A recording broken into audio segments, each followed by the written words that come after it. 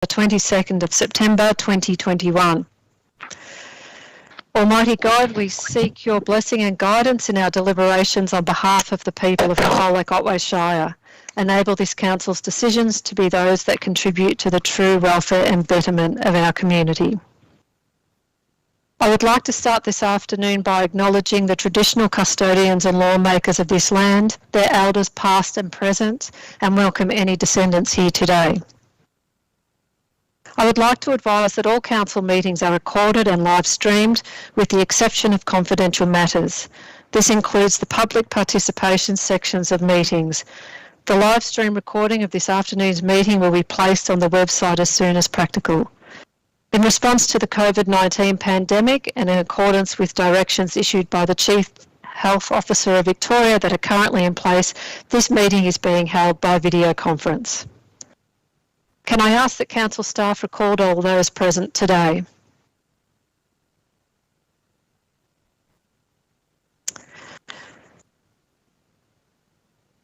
Now, moving on to question time. The Colac Otway Shire encourages community input, and integral to this is the opportunity provided to ask questions at council meetings. A maximum of 30 minutes is allowed for question time. Community members wishing to ask questions of council by video conference were requested to register their intention to do so before 5 p.m. on Monday the 20th September 2021. No requests were received. I have received questions in writing from Mr James Judd, Mr Jeff Cook, Mr Tim Cobb, Ms Julie Harris and Mr Nasser Cobb. Each question received will be read out and a response will be provided by the relevant member of the Executive Management Team. Responses will also be provided in writing to submitters following the meeting. Okay, question 1 from Mr James Judd. When will the Colac Otway Shire Council review the shocking situation in the Colac region of public toilets with none provided west of Gellibrand Street in Colac proper, plus major developments in Colac West of Corangamite Street and none in Colac West, with the only 2 sites open 24 hours most days in the entire Colac region at Gellibrand Street and east of Boongork Creek? Plus, most businesses, if they allow people to use their toilets, have a general requirement you must be a customer of theirs and only when open for business. Response from General Manager Environment and Infrastructure, Mr Tony McGann. Through the Mayor, Council provides public toilets west of Gellibrand Street within the Copac foyer. These facilities are available to any member of the public during opening hours. A privately managed toilet is also located at the rear of the Woolworths car park that is open during the day, 7 days a week. Toilets are also available to members of the public without restriction west of Gellibrand Street at McDonald's and KFC. There's little demand for public toilets outside of business hours within central Colac. However, the Memorial Square toilets are available 24 hours a day, 7 days a week, to service the community after hours. Okay, question 2.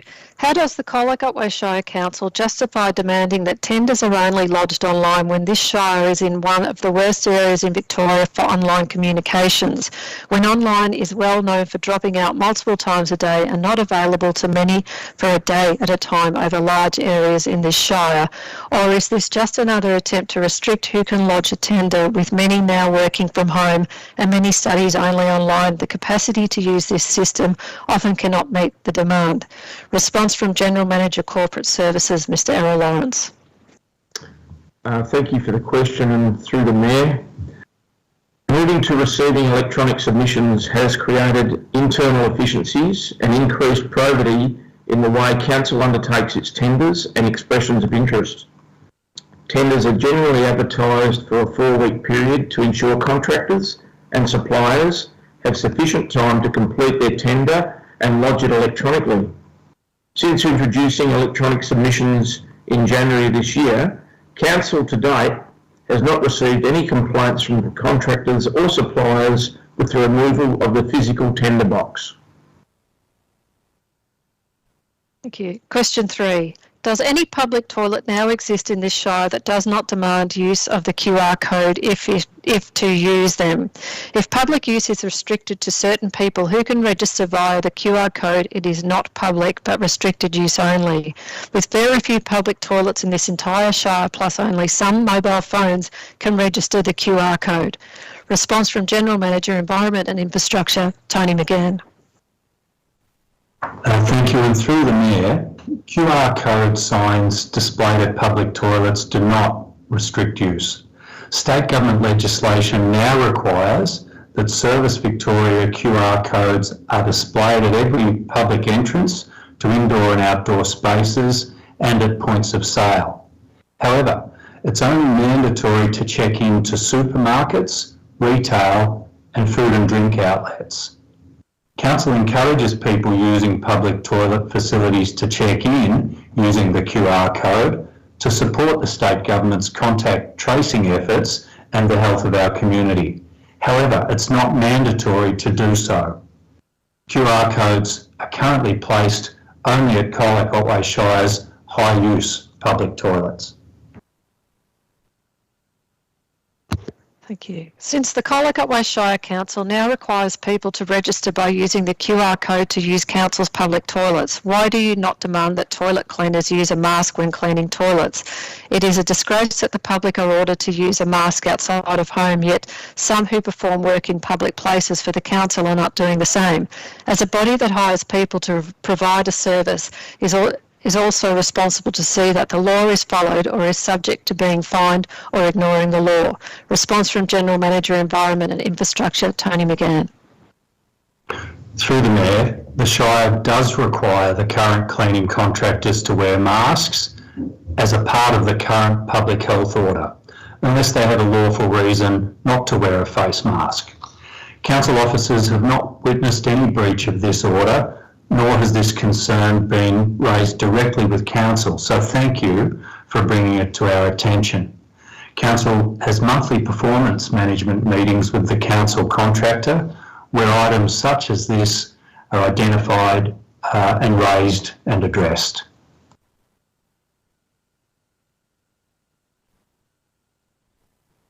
Last question. Since there are laws and excuses used to prohibit people doing something, how does the Colac Otway Shire Council stand if it demands that people register via use of the QR code, then refuses any access to urgent needed public toilets run by the Council, when refusal can be a deliberate denial of the anti-discrimination laws that also carry a very heavy fine if broken? Response from General Manager, Environment and Infrastructure, Tony McGann.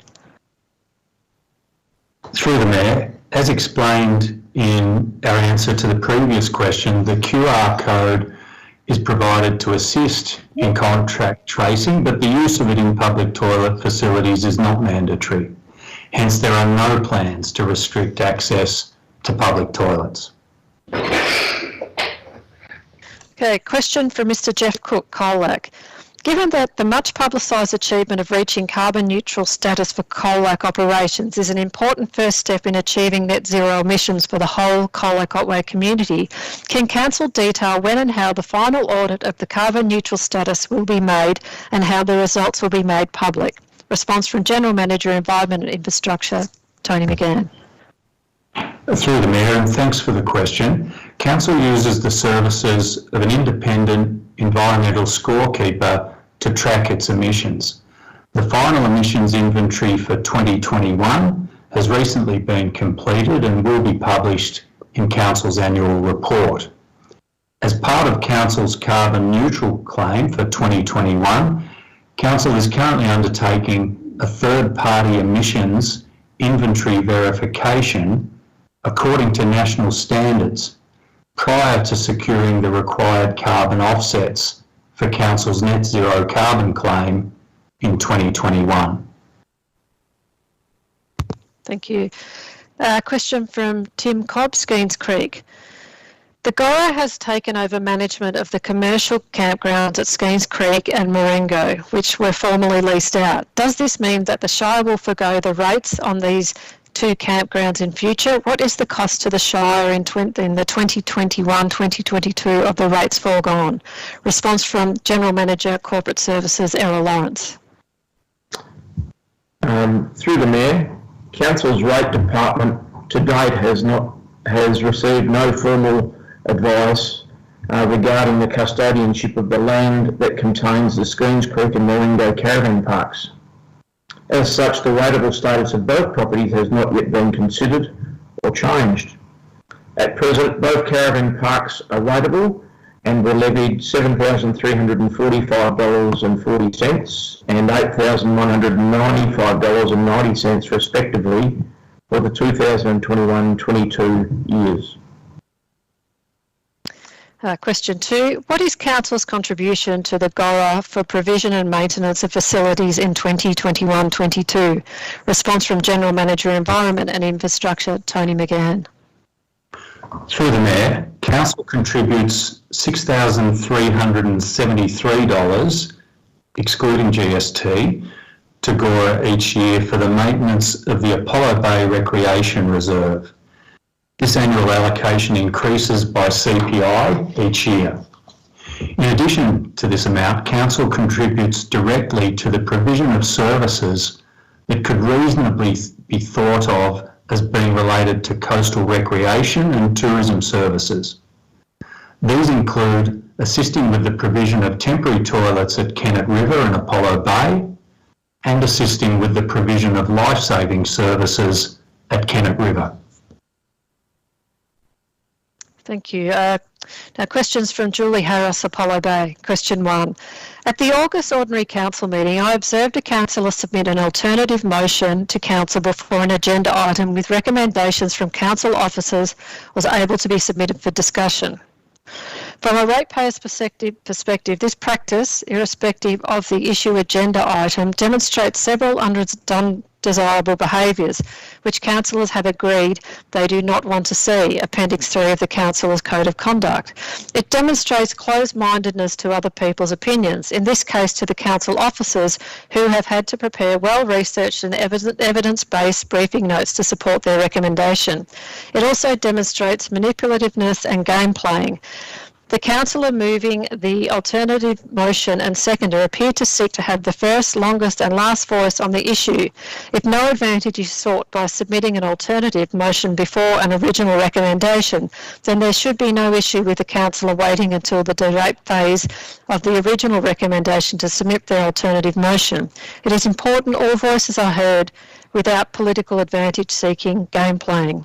In order to support and foster good working relationships, improve transparency for ratepayers and take positive steps to improve its 58% council satisfaction rating, the key action highlighted in its draft council plan, will the Chair no longer allow councillors to submit alternative motions before an original motion councillor recommendation in future meetings? Response from General Manager, Governance and Communications, Marlo Emmett. Through the Mayor, and thank you for the question. The governance rules do not oblige council or delegated committees to adopt officer recommendations, nor debate or discuss them. There is no motion on the table until a councillor moves it and it is seconded. Any councillor may move an alternative position to that put forward by officers, which it did in this instance. The motion was seconded and put and carried by the majority of councillors. Question 2. At the August Ordinary Council meeting, I observed the discussion relating to founding membership of the Barwon South West Climate Alliance. I will declare that I am disappointed in the ultimate decision made by Council not to become a founding member. However, I am more concerned by the lack of evidence provided by the councillors who proposed and seconded the alternative motion. The Council officers' recommendation was supported by well-researched briefing notes. However, there appeared to be no evidence supplied to back up the alternative motion. Did the councillors contact any other Victoria councils or greenhouse alliances to gather evidence to support their arguments not to join the Barwon South West Climate Alliance? Did they visit the Victorian Greenhouse Alliance's webpage for further information, including the report on the Greenhouse Alliances downloadable on the front page? Did councillors contact the G21 Alliance to ask if they were prepared to provide an alternative to the Barwon Southwest Climate Alliance. It is very important for all councillors to have a voice during meetings. However, from a ratepayer's perspective, it is important for reasons of transparency that councillors must provide evidence at least equal to that of council officers if they are proposing alternative motions that directly oppose council officer recommendations. In future, will the Chair ask councillors to provide evidence to support their alternative motions if they are substantially different to or in opposition to recommendations put forward by council officers? Response from Manager, Governance and Communications, Milo Emmett. Through the Mayor, there is no requirement for a councillor to provide evidence to support their motion where it differs from an officer's recommendation. If a councillor wishes to move a motion alternative to the officer recommendation in the report, then they are entitled to do so. In this instance, the decision made by the majority of councillors was to support the alternative position. Thank you. Now questions from Mr. Nasser Cobb Forrest. Question 1. Council has rejected the opportunity to become a founding member of the Barwon Southwest Climate Alliance to pursue with another 10 councils climate resilience for their communities. Moreover, the rejection was done through an alternative motion. Would the council explain the reasoning to go against logic, council plans and community support for tackling climate change and addressing environmental concerns? Colac Otway Community Vision 2050 Community Engagement Survey. Response from General Manager, Environment and Infrastructure, Mr. Tony McGann. Through the Mayor, Council remains committed to tackle climate change.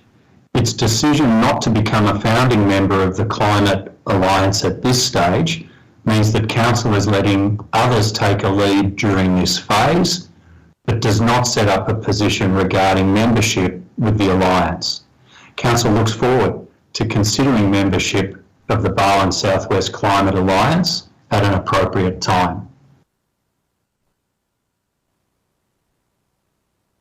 Point 2, would the council investigate this wasteful behaviour of disregarding council officers' recommendation and not even discussing them? Response from General Manager, Governance and Communications, Marlo Emmett. Through the Mayor, the governance rules do not oblige council or delegated committees to adopt officer recommendations, nor debate or discuss them. Any councillor may move an alternative position to that put forward by officers, which it did in this instance. The motion was seconded and put and carried by the majority of councillors. Question 1.3. Some councillors' usage of alternative motion facility borders on political games. Would the council formally investigate this possible breach of the Local Government Act 2020 by Governance and Ethics Committee? Response from Manager, Governance and Communications, Marlo Emmett. Through the Mayor, further to the previous response, no investigation is warranted as Council has not breached its governance rules or the Local Government Act 2020. Thank you. Question 2. There has been many statements by councillors and officers recently bragging about Colac Otway Shire as the first rural municipality in Victoria to achieve carbon neutrality across its operations, among other achievements. Alternative motion, August 2021 council meeting. Question 2.1. Would the council provide data rather than political narrative to show in numbers the actual carbon emissions reduction and areas of reduction since 2013? Response from General Manager, Environment and Infrastructure, Mr. Tony McGann. Through the Mayor, Council's emissions summary has been published in the annual report each year, as well as descriptions of all the major emissions reduction projects and initiatives undertaken by Council. Question 2.2. When was the last carbon emission audit conducted by Council? Response from Mr. McGann. Through the Mayor, Council uses the services of an independent environmental scorekeeper to track its emissions. As part of Council's carbon neutral claim for 2021, Council is currently undertaking an emissions inventory verification according to national standards. Question 2.3. Why did the Council decide to spend money on planting trees in a never land rather than within the Shire boundaries? Response from General Manager, Environment Infrastructure, Tony McGann. Through the Mayor, Accredited carbon emissions offsetting or revegetation programs are not currently available within Council's municipal boundary.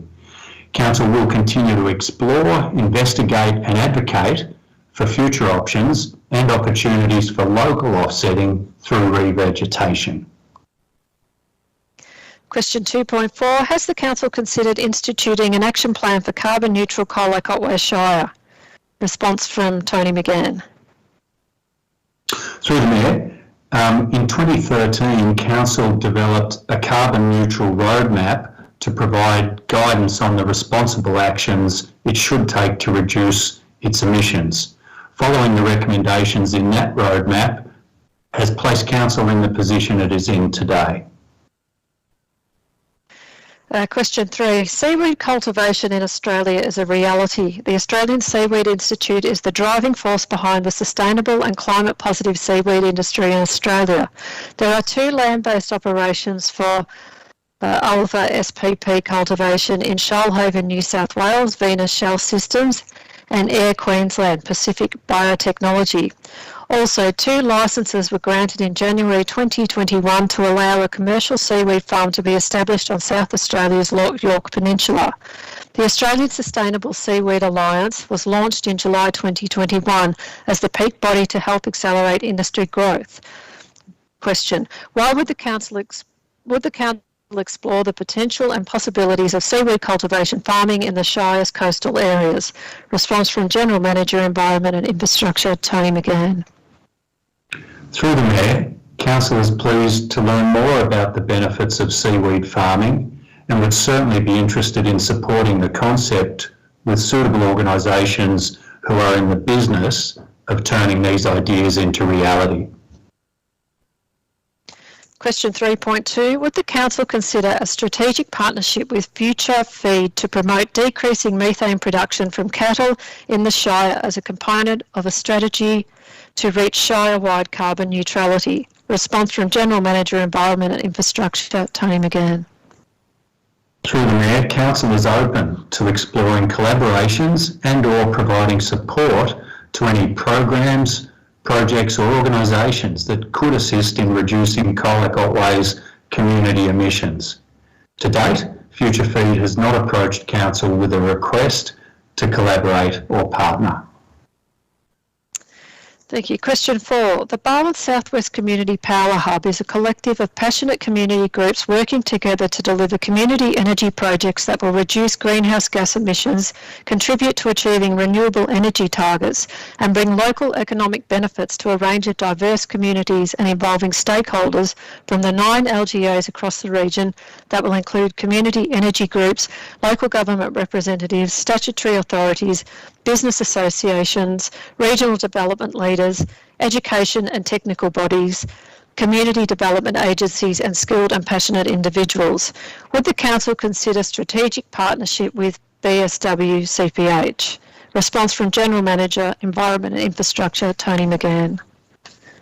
Through the Mayor, Council is open to exploring collaborations and/or providing support to any programs, projects or organisations that could assist in Colac Otway's community emissions and assist in transitioning to a renewable energy future. Council would welcome the opportunity to understand the work of the Barwon Southwest Community Power Hub Group and how their goals and projects might align with Council's. Question 4.2. Would the Council include the stated objectives of the BSW CPH in the Council's strategic plans? Response from General Manager, Environment and Infrastructure, Tony McGann.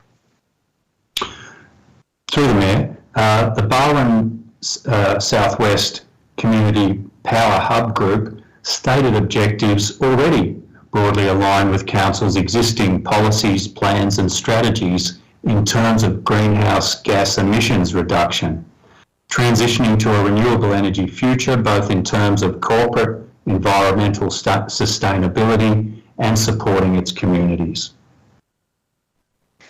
Thank you. Question 5. Council permits are required for Airbnb accommodating greater than 5 people to operate.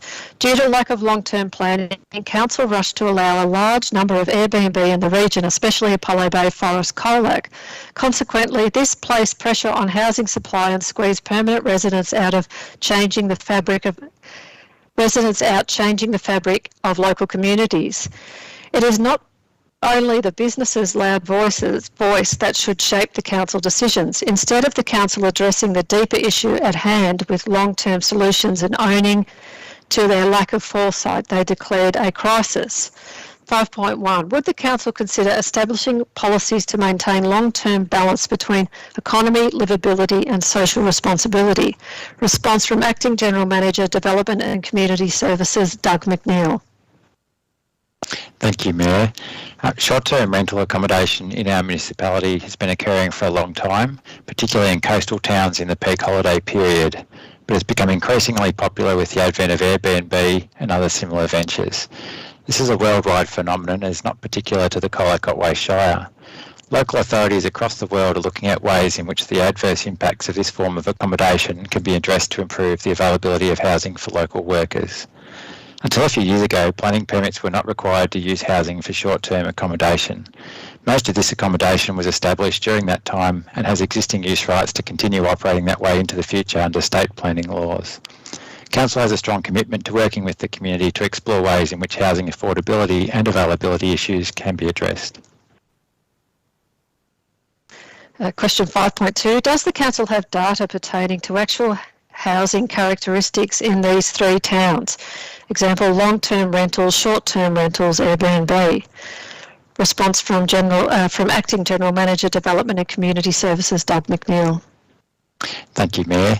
Council does not have access to data pertaining to housing characteristics in any town within Colac Otway, example for long-term rentals. Council has data relating to the number of properties in each rating categories.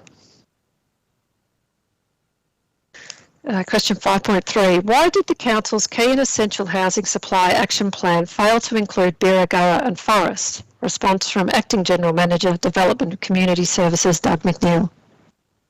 Thank you, Mayor. The Key and Essential Worker Housing Supply Action Plan focused on Colac and Apollo Bay as the larger urban centres in the municipality experiencing challenges with housing availability for key workers, but it is recognised that these same issues are also being experienced in the smaller towns.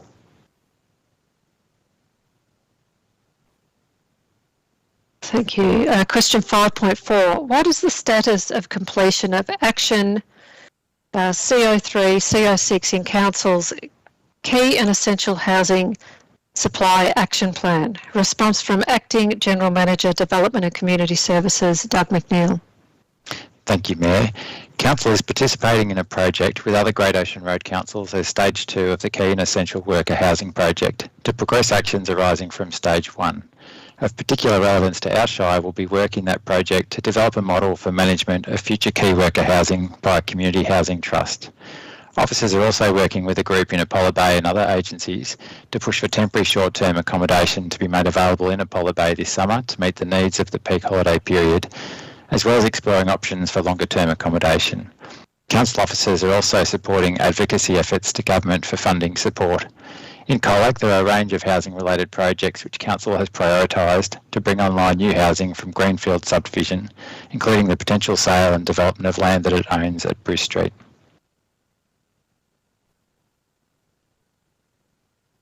Thank you. That concludes the questions.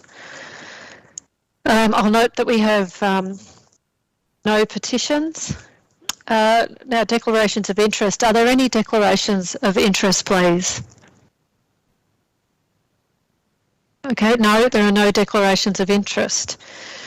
I propose that we move to confirm the minutes from the council meeting held on the 25th of August 2021. Do I have Councillor Hart? Do I have a seconder? Councillor Potter. Is it to be opposed? No. I'll now call for a vote. All those in favour? The item's carried 7-0.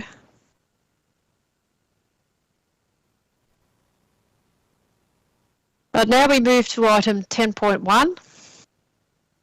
of the agenda, the Domestic Animal Management Plan, pre-consultative report. Do councillors have any questions of officers?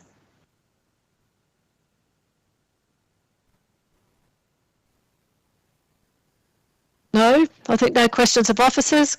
Councillors, we have a recommendation before us. Do I have a mover? Councillor Potter. Do I have a seconder? Councillor McCracken. Is it to be opposed? No. Councillor Potter is the mover. Thanks, Mayor. I don't intend to speak too long to this plan at the moment. I just first of all like to thank staff for putting this together. In particular, Mr. Graham Murphy, I know put a lot of work into this. It's a wonderfully presented report, and it shows a continual improvement in the delivery of services in this area, and I'd like to congratulate staff on doing that. The work around feral cats and the rehousing of abandoned or homeless animals is impressive, and I really would encourage the community to have a look at it, and I'm interested to see the feedback, and when it comes back before us, I'd like to talk a little bit longer about it. Councillor McCracken is the seconder. No. Does any other councillor wish to speak? Councillor Costin.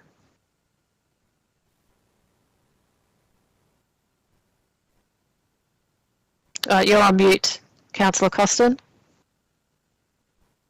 Thank you. I'm particularly pleased to see that this draft plan recognises the need for responsible pet ownership, and also the need to work collaboratively with the Great Ocean Road Authority.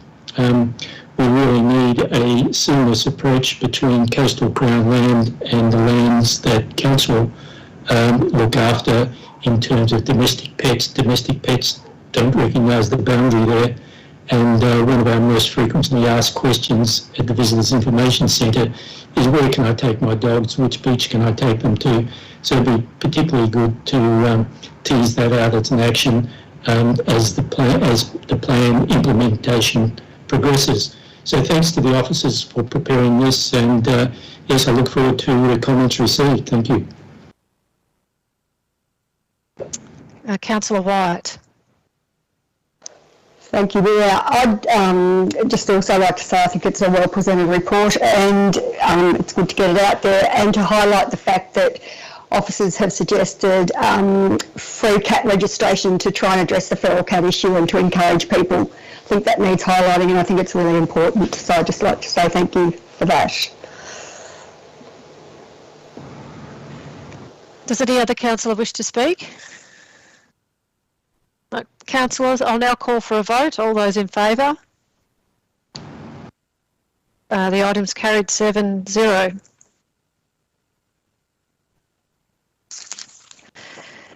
Now we move to item 10.2, the Erosion Management Overlay Review. Now, do councillors have any questions of officers? And before we get to questions, I just might ask if Mr. McNeil could just give us an overview of this this item and this erosion management overlay. Thank you, Mayor. I actually have online Simon Clark, our Strategic Planning Coordinator, who's just going to give you a brief update. Yeah. And certainly through them, I'm quite happy to give that update. Just a very, very brief, broad background. The Erosion Management Overlay Review is another of the Council's cutting red tape initiatives. It stems from the 2018 Planning Scheme Review. The broad aim of this review was to look at means of removing the burdensome planning permit requirements for geotechnical assessments that are imposed on landowners when they're doing, in often cases, some very, very low risk development proposals.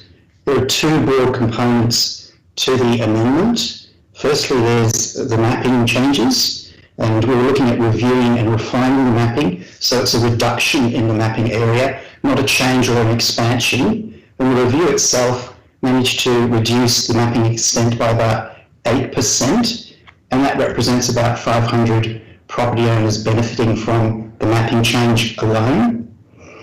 In particular, the flatter areas in the towns of Skeens Creek and the other coastal towns Kennet River particularly, have benefited from being removed from the mapping extent, which will reduce permit burden on landowners when they come to do their houses on what is essentially flat land. The second part of the amendment is to the planning scheme schedules, or the text in the planning, if you like. And what we're looking to do there is to actually, again, remove permit requirements for very low risk development proposals by making amendments to things like outbuildings, minor extensions, farm sheds in the farming zone. And also, importantly, there's a removal of geotechnical assessments where there is no credible risk of landslide. So that's been incorporated into the amendments. So in summary, we're cutting red tape, we're making life easier for people, and making improvements to the planning scheme as we move along. Thank you. Now, do councillors have any questions of officers? Councillor Hart. Thanks, Mayor. Just in relation to the public having an opportunity to comment about this amendment, at what stage of the process does that occur, and how long would they normally have to have a look at the documents and make any comment if they want to? Through the mayor, I'm happy to answer that one again. This is the first part of the planning scheme amendment process. So the first part is actually going to DELP, or the state government, for authorisation. Once they've authorised the amendment, assuming that they will, that we have a certain set time of 2 weeks to actually get the amendment on public exhibition. So we're looking at public exhibition before the end of the year. We usually do a 6-week period for these types of amendments.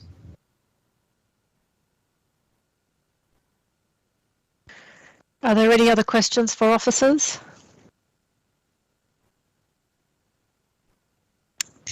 If no, councillors, we have a recommendation before us. Do I have a mover? Councillor McCracken, do I have a seconder? Councillor Costin, is it to be opposed? No. Councillor McCracken is the mover. Thanks, Madam Mayor. I'll just be quick. Look, I'm pleased to support this because it means that there's no extra burdens being added on properties, and there are some properties that have less burden and regulatory holes to jump through. So we've been given that assurance by officers, and on that basis, I'm happy to support it, and hopefully we can see more of this stuff happening. Thanks. Councillor Costin is the seconder. Thanks, Mayor. I think this is a great initiative to cut red tape from the planning office south of the highway. I personally had to spend a couple of $1,000 on geotechnical work that, in my professional engineering opinion, wasn't required. So this is a great initiative. If approved, this will go some small way to reducing the cost of new houses, and will probably even improve the customer satisfaction rating of the planning department. So thanks, officers, for doing this.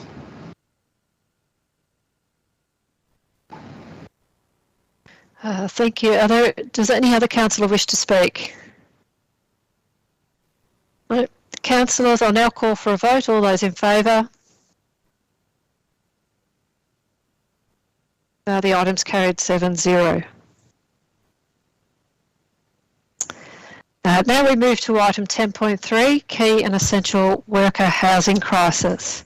Do councillors have any questions of officers? Councillor Costin and then Councillor Hart. Thanks, Mayor.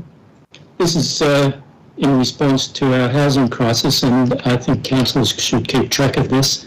I'd just like to ask officers if they could give us a monthly update, either in our briefings or in our bulletins. That sort of updates the tables is probably the easiest way for us, at least each month.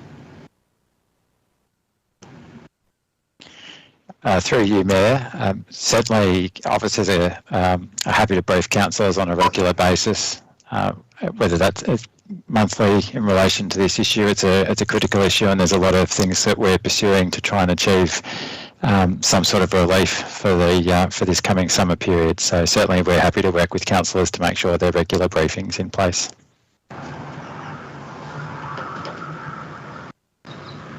Councillor Hart. Thanks, Mayor.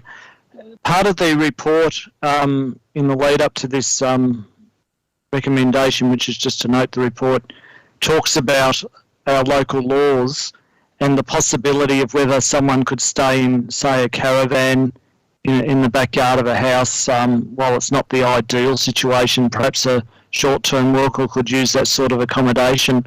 I was wondering if Council could outline whether that's a feasible option at all, and whether they're looking into how that would be administered or handled, or how that might occur. Again, I realise it's not the best accommodation, but it may be one option.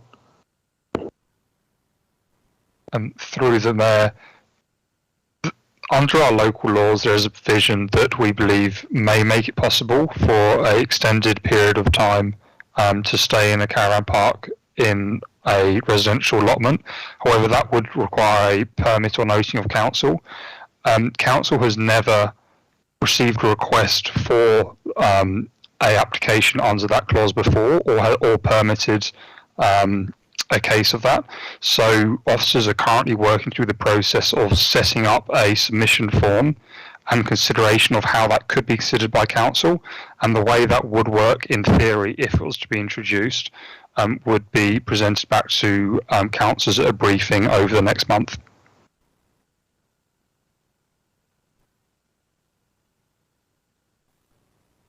Councillor Costin.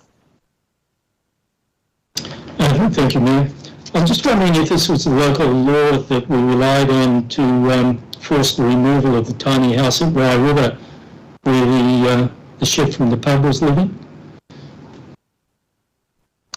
Through you, Mayor, I can answer that question. That tiny house that was removed from a property in Row River was removed under the planning scheme. It was considered in that instance to be a planning permit required use and development.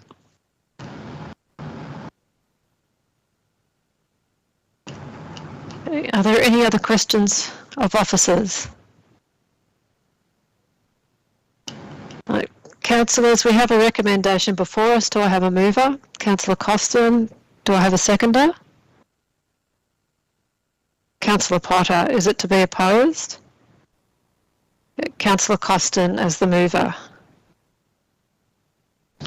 Thank you, Mayor. Firstly, I'd like to thank the officers involved in this for presenting the report and working with the Joint Worker Housing Task Force set up by the Apollo Bay community. The report, I think, shows the very considerable expertise and commitment of the local community to try and address this crisis along the coast, and I'd like to see Council support more community partnership approaches like this one. While it's a reasonable start, and goes some way to addressing the crisis, it still has a long way to go, and that's why I'm keen to see a monthly update of at least the tables. And I was in some meetings last week with the Great South Coast Group, chatting with Yara Pawford, Richard Reardon and Bev MacArthur, and all those politicians said they know what the problem is. We can stop talking to them about what the challenge is.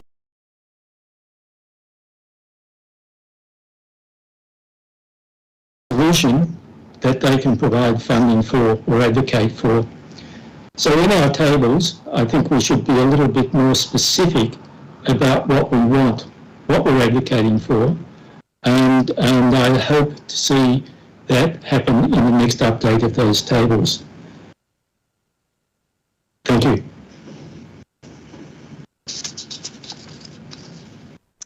Councillor Potter, it's the seconder. Yes, thanks, Mayor. I haven't planned to talk too long in relation to this, as we were noting in the report, but I too would like to congratulate the Apollo Bay community for what they're doing, but it is a lot broader than that, and thank you to the officers. They are engaging with as many people as they can to try and come up with solutions to this problem. And I know you yourself, Mayor, putting it in front of politicians every opportunity you get, so thanks for that. And I look forward to the next time officers bring this report to us in briefings.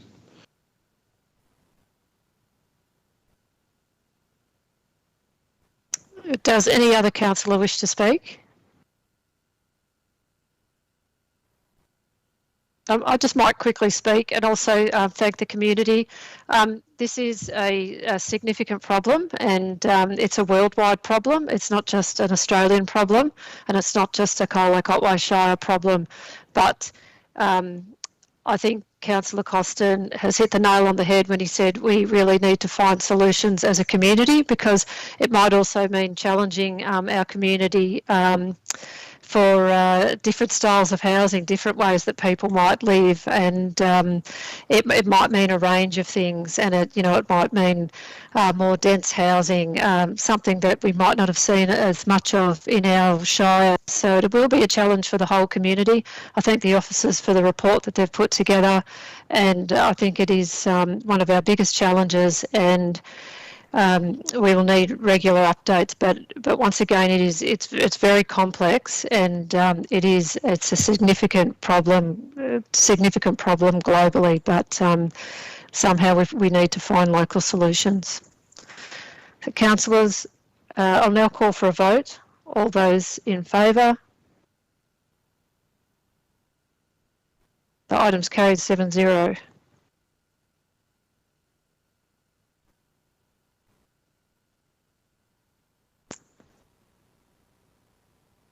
So we'll now move on to item 10.4. The CEO has withdrawn from the agenda item 10.4, City Deals Projects, clause 52.3, State Projects Planning and Approval Pathway. So therefore we will now move to item 10.5, Contract 2127, Constructor Only Morris Access Landslip Remediation. Do councillors have any questions of officers? Councillor Hart. Yeah, thanks, Mayor. Actually, my question was on the earlier item, and I was wondering if we could get some explanation as to why 10.4 was being withdrawn, please. Yep, certainly. CEO. Thank you, Councillor Hart. Through the Mayor. The reason we have withdrawn item 10.4 after the agenda had been issued, because it presented an opportunity for Council to consider an alternative streamlined pathway for approval for some key projects. Officers have identified that there are some other options that may also be available to Council. They weren't identified in time to inform that report, and we felt that it would be better to step back, take some time, make sure that we can present full options with good information for the councils and the community, and so we have decided to withdraw that item tonight.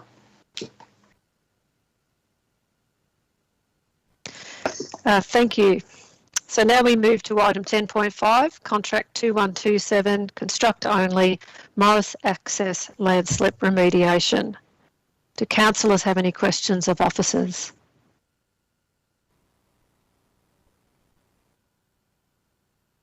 No questions. Councillors, councillors, we have a recommendation before us. Do I have a mover? Councillor Costin, do I have a seconder? Councillor Potter, is it to be opposed? Okay, Councillor Costin is the mover. Thank you, Mayor. I didn't really want to speak on this. I just thank the officers for progressing this. It's a particular concern for the residents who live along that road, and I hope we can get the works completed as soon as possible. Thank you. Councillor Potter? I concur with the remarks from the mover, Councillor Costin. Thank you, Mayor.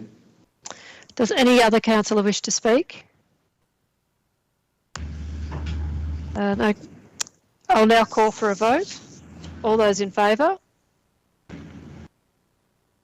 The item's carried 7-0. Now we move to item 10.6, Contract 2126, Concrete Footpath Construction and Repair Services. Do councillors have any questions of officers?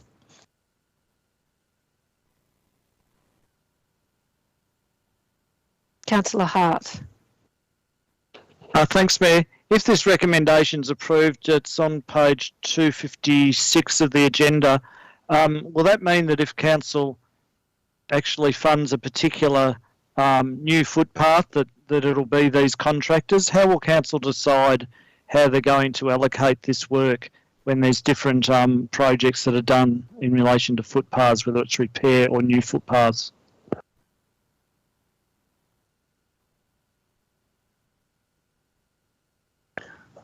Through the Mayor, perhaps I can answer that question. Councillor, thanks for the question. A lot of the time it'll come down to, or most of the time it'll come down to scale.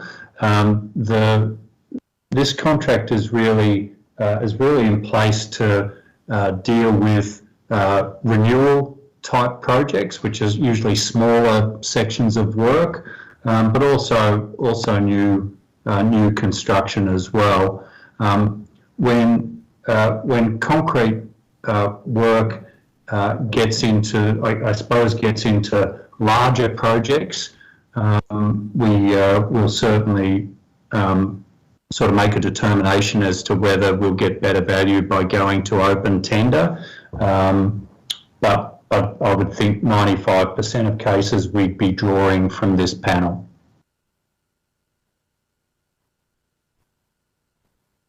Councillor Potter. Thanks, Mayor. The contractors are in an order. Is this the order that they'll be contacted to be allocated jobs, or will it be based on availability or different pricing, or how will it work in relation to which contractors get which jobs? Through the Mayor, I can answer that question. There'll be a range of considerations when we're appointing a contractor for specific works. It will depend on all of the things that you've just mentioned. It may be their availability, the capability to do that specific type of work, or a whole range of other things. So it's not in any particular order that we would appoint the works as shown there on the page. Thank you. Oh, Councillor White. Thank you, through the Mayor. You said before that with bigger projects, council will go out to tender. I was just wondering, is there a trigger dollar value that indicates that going out for broader tender is required, or is it dependent on the actual project, or is there a dollar value that actually triggers that decision?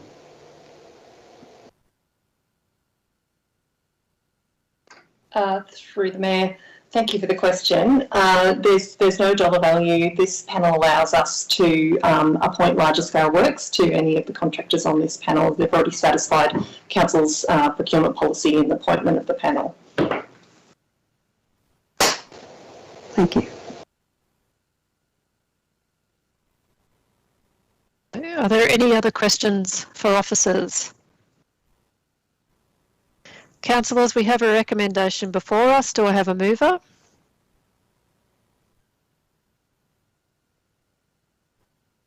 Councillor Potter, do I have a seconder?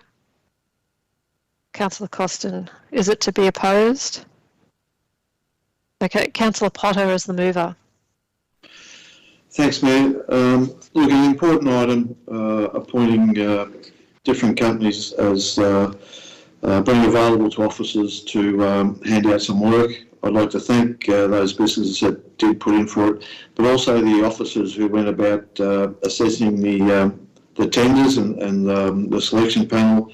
They've done a very good job with this, and appreciate the work they've done, and look forward to some funding available to put some people to work.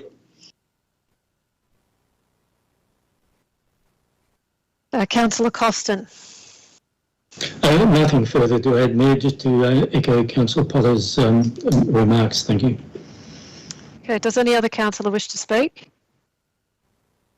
Councillors, I will now call for a vote. All those in favour? The item's carried 7-0. Okay, now we move to item 10.7, the Audit and Risk Committee Biannual Audit and Risk Report. Do councillors have any questions of officers? Councillor Hart. Thanks, Mayor. I understand that we're getting a new chair for the audit committee. Could council perhaps outline the circumstances as to why that's occurring and what the process will be to get a new chair for the audit committee or to get a new member? Thank you. Through the mayor, the audit and risk committee will recommend the replacement of Mike Said, and a report will come to council with the recommendation. I'm sorry, the gentleman's name's just gone out of my head. Sorry, Councillor Hart, one of the independent member.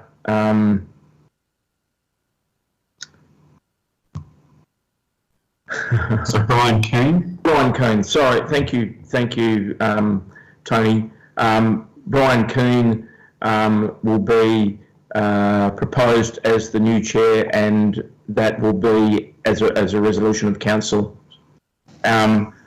Councillor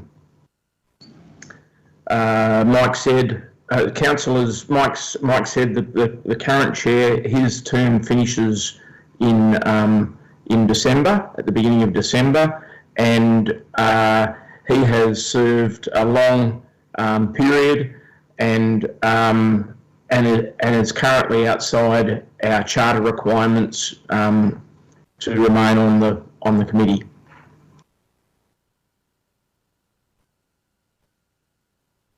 Just another part of that, Mayor, is council getting an additional member, or what's the process there? What's happening there, please? Thank you again, Councillor. The replacement for Mike Said was advertised, and we have received applications. The independent members, and as per the charter, the independent members, along with myself, have shortlisted. We shortlisted that, and we'll be interviewing a shortlisted person this week, and then a report will come to council recommending a third independent member to replace Mr. Said.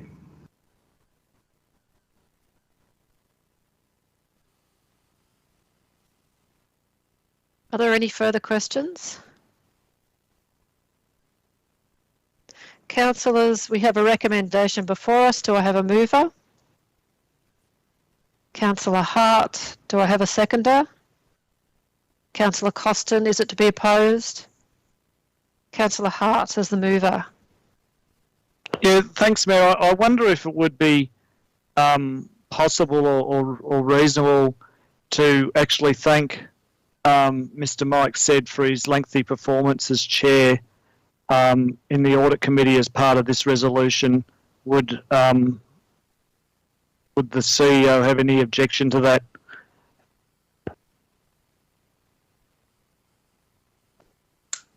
Absolutely no objection to that, Councillor Hart. I think that would be particularly courteous. Then thanks, through you, Mayor, thanks to the CEO.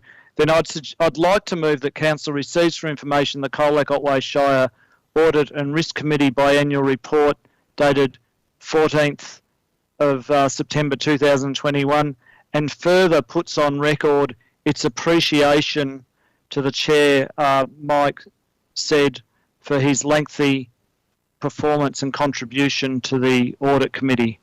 I mean, if someone wants to wordsmith it a bit tidier, I'm happy for that too, but I think you get the intent of that.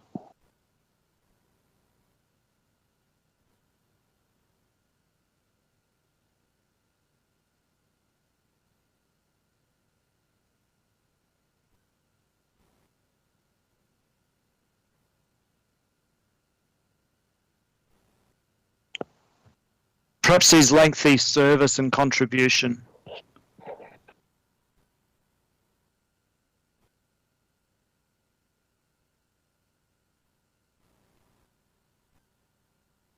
To the audit, would it be to instead of on? Sorry, Mayor. just wordsmithing it here.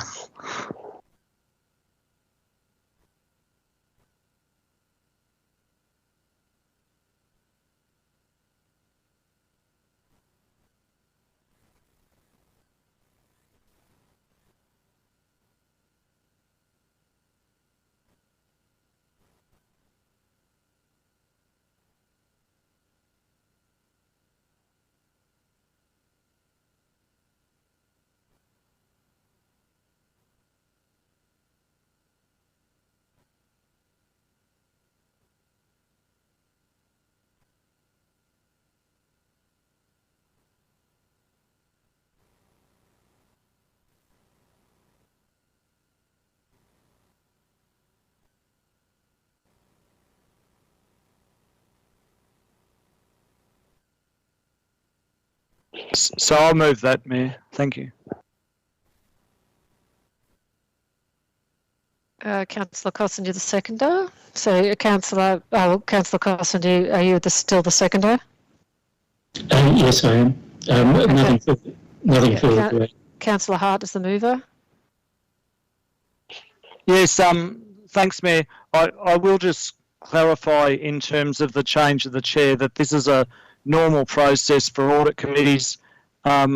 People, the composition of the audit committees are changed over time, and it's just that sort of process or requirement that the chair, Mike, said is leaving this particular committee. But he has made a worthwhile contribution, a very strong contribution.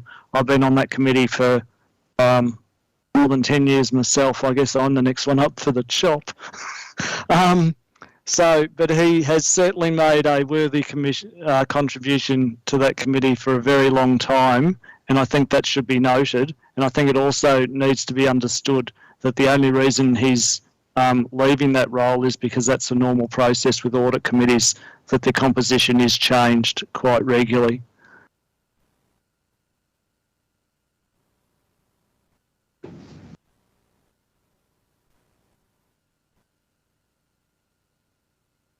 Okay, I think we've all slightly frozen there. I think you've finished, Councillor Hart. Councillor Costin is the seconder.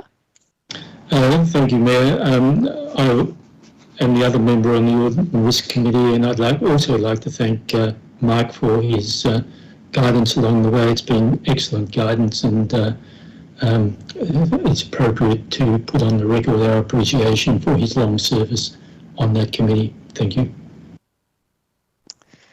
Okay, does any other councillor wish to speak?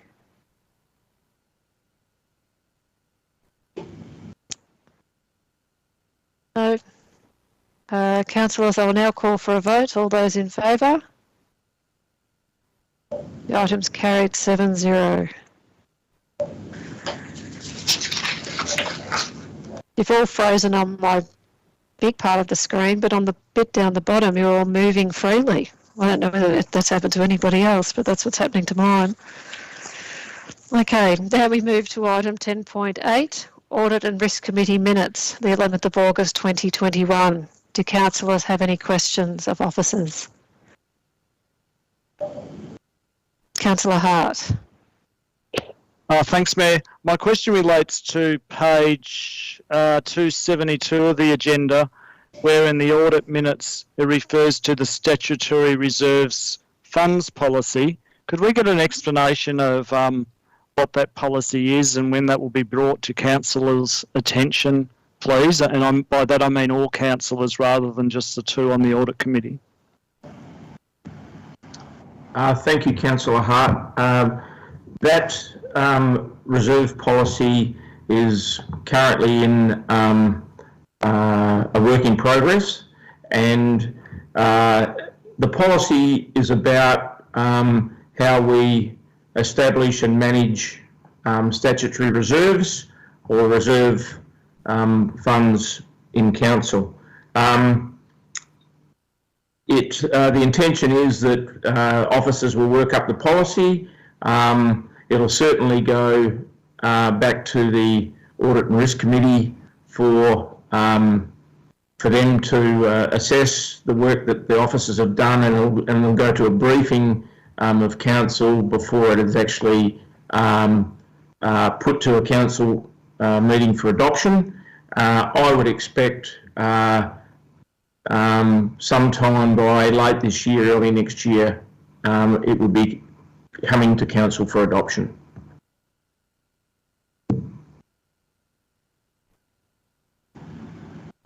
Are there any other questions? Councillors, we have a recommendation before us. Do I have a mover? Councillor Hart, do I have a seconder? Councillor Costin, is it to be opposed? Councillor Hart is the mover. Thanks, Mayor. This is just receiving the minutes of the Audit Committee from the August meeting for information, so I don't really have anything more to say on it. Thanks, Mayor. Councillor Costin? Nothing to add, thanks, Mayor. Does any other councillor wish to speak? No, councillors, I'll now call for a vote. All those in favour? The item's carried 7-0.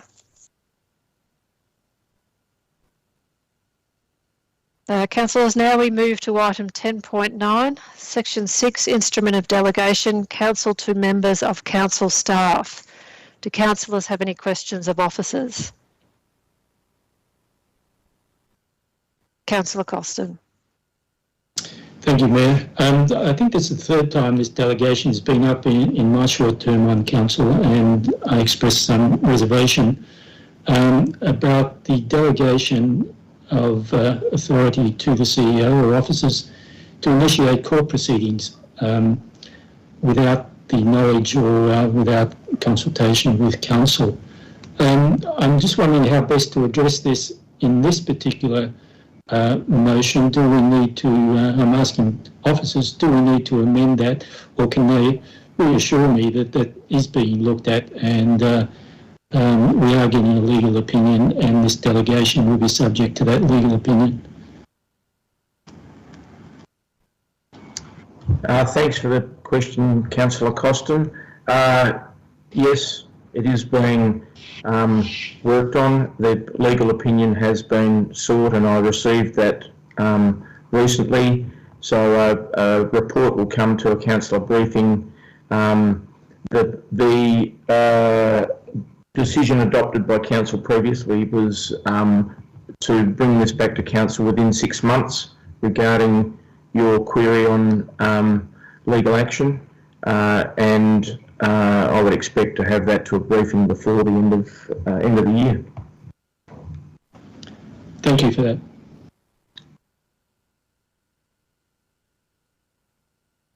Are there any other questions for officers?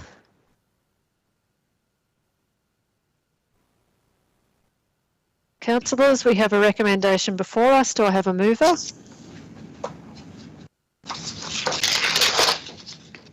Councillor Potter, do I have a seconder?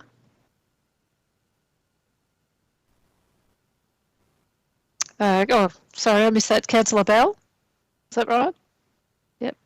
Okay, is it to be opposed? Okay, Councillor Potter is the mover.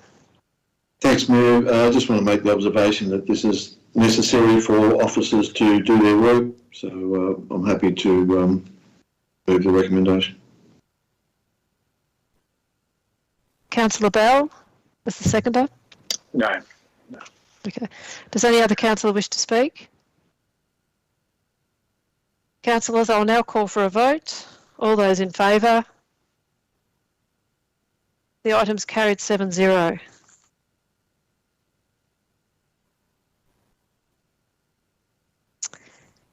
Councillors, now we move to item 10.10, notice of motion Christmas decorations. Councillor Costin, this is your notice of motion. Do councillors have any questions for Councillor Costin?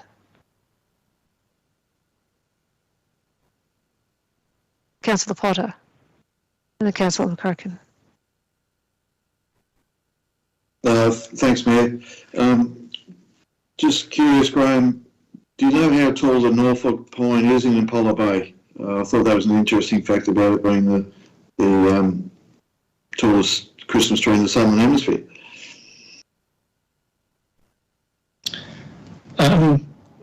No, I don't, Councillor. I haven't been up the top. I think if I recall correctly, it's the tallest live Christmas tree in the Southern Hemisphere. So a little bit of a qualification there.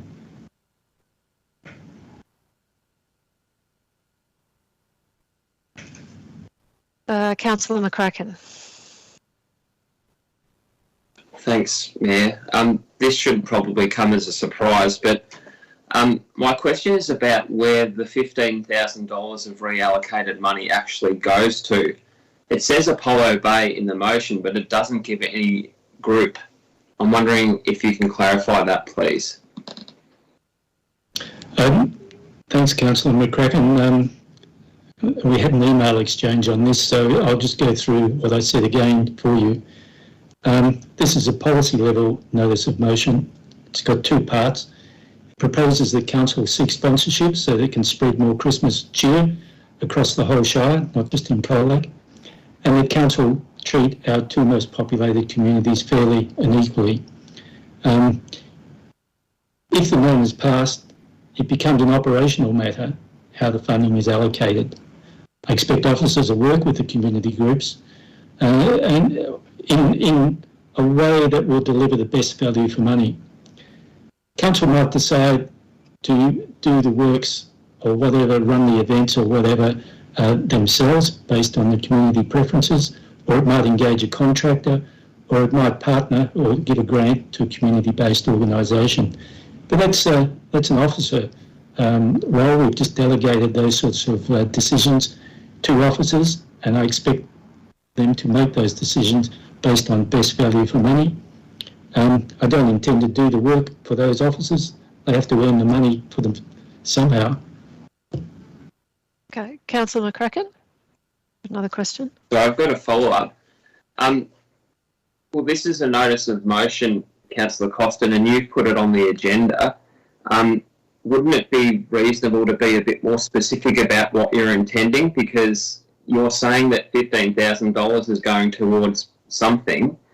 You should give some directions to officers, because it's very unclear, and the officers even say that in their report, in the response.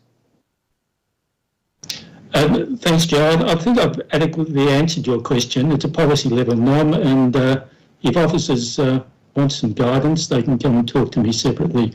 But I expect officers should make that decision based on best value for money. That's their role, it's not my role. Sorry, I've got another follow-up question. Don't you think ratepayers deserve to know where the money's going, and to have some accountability and transparency around that? I mean, we're sort of saying that it could go to this, or it could go to that, or it could go to somewhere else. I'm not even sure where I know where the money's going. How can I be prepared to vote on it if it's not clear? Thanks, Joe. Perhaps if we ask the officer who's looking after this to give us his view on how the money might be allocated.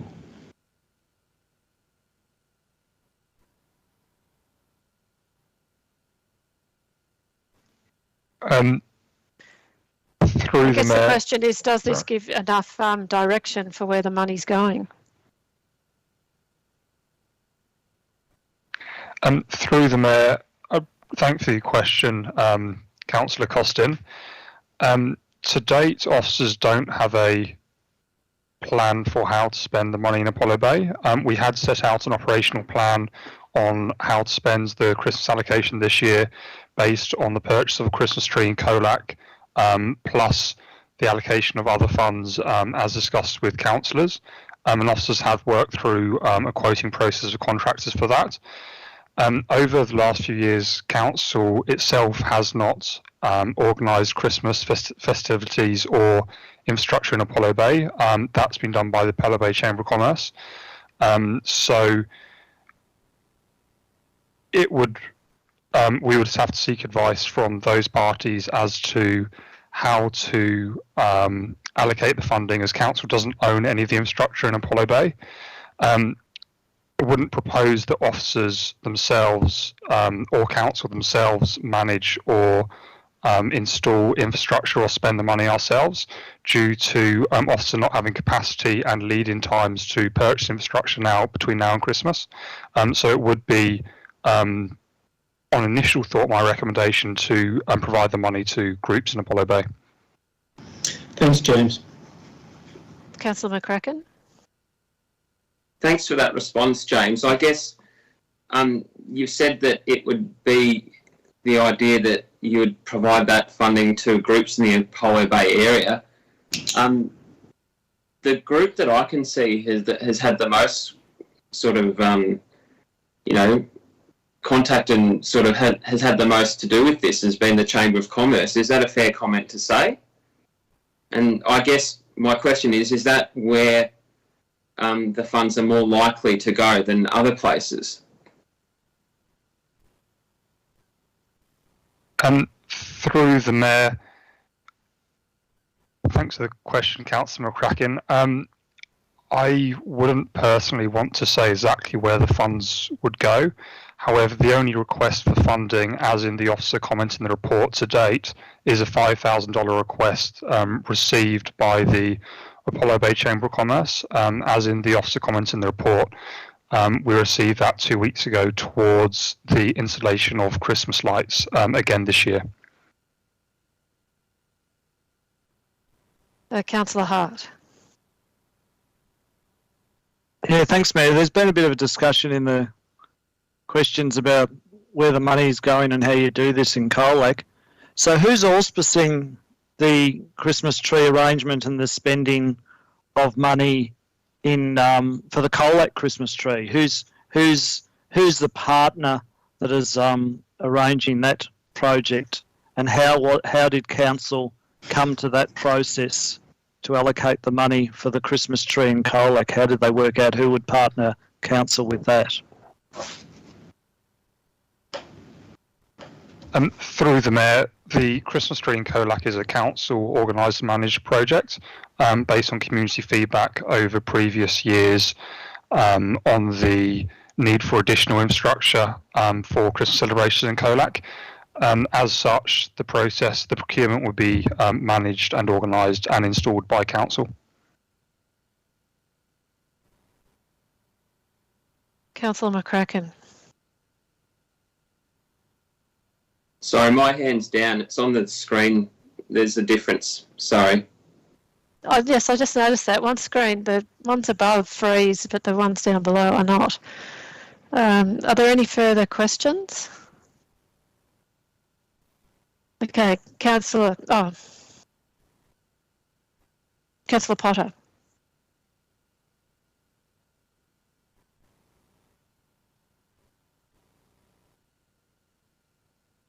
Potter, you're on mute.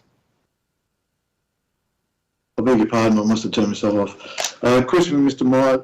I'm not sure if you were here at the time, but council's been berated for the lack of Christmas decorations in Colac, indeed a Christmas tree, amongst other things. And I think over time, the organisation has gone out of its way to try and squirrel some money away over a couple of budgets to provide for some Christmas decorations in Colac, as we didn't have any. Is that a brief understanding of how we got to this point? Through the Mayor, yes, that's correct. We have purposely not spent all the budget in previous years to be able to have a larger budget for a purchase of infrastructure this year, based on multiple requests from the community over previous years, including prior to my time at council.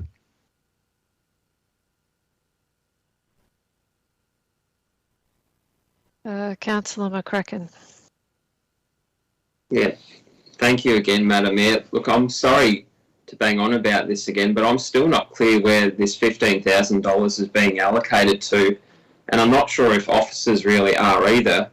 I'm wondering if the CEO might be able to help me out. CEO, do you have a clear understanding of the direction that's being sought here? Because there's talk about $15,000 towards the cost of the project, but who's doing it? Is it a community group? Is it officers? Like, it doesn't seem to be addressed in the motion that there's any sort of process around this even. So on what basis is this allocated? I really don't know, and I want some understanding of what your thoughts are, CEO. So through the Mayor, in response to Councillor McCracken's question, I would refer back to the officer's response that has been provided in the agenda. Under the second table, the statement made is that officers believe that the notice of motion is not clear with respect to how it would be intended to be implemented, and it would be very helpful for officers if there was some clarity around if this is a single contribution with a fixed amount, who would we provide that to, because it would be difficult for officers to make an assumption, and we would not want to provide that to a party that perhaps wasn't what the intention of council was. Or alternatively, if council is of a mind that there are certain activities that the Apollo Bay community might be challenged to fund this Christmas, then we'd be happy to understand what activities the council would like to support, and then we can work out how that would be delivered. But the officer's report does say that further clarity would be helpful if there is to be a decision to be implemented, particularly in a timely manner, noting that Christmas is not that far away. Now, I don't know who had the hand up next. I think it might have been Councillor Hart. Thanks, Mayor. Could I get some clarification from Council Management, please, as to where this 45,200 came from? Is it grant money that Council received? What was the source of these funds? Through the Mayor, there's a annual operational budget allocated this year, and a line item in Council's budget to streets decorations, which includes Christmas, not only Christmas, which has been underspent the last 2 years with the specific purpose to build up a fund for greater amounts this financial year. So it's an operational ongoing budget. Sorry, Mayor. I thought it was a straightforward question. Money comes from somewhere, so where did it come from is the question. I understand where it is on the expenditure side of the budget, but money ultimately came from somewhere. So do we know where it came from, please? Broadly speaking. Was it grant money? Was it something else?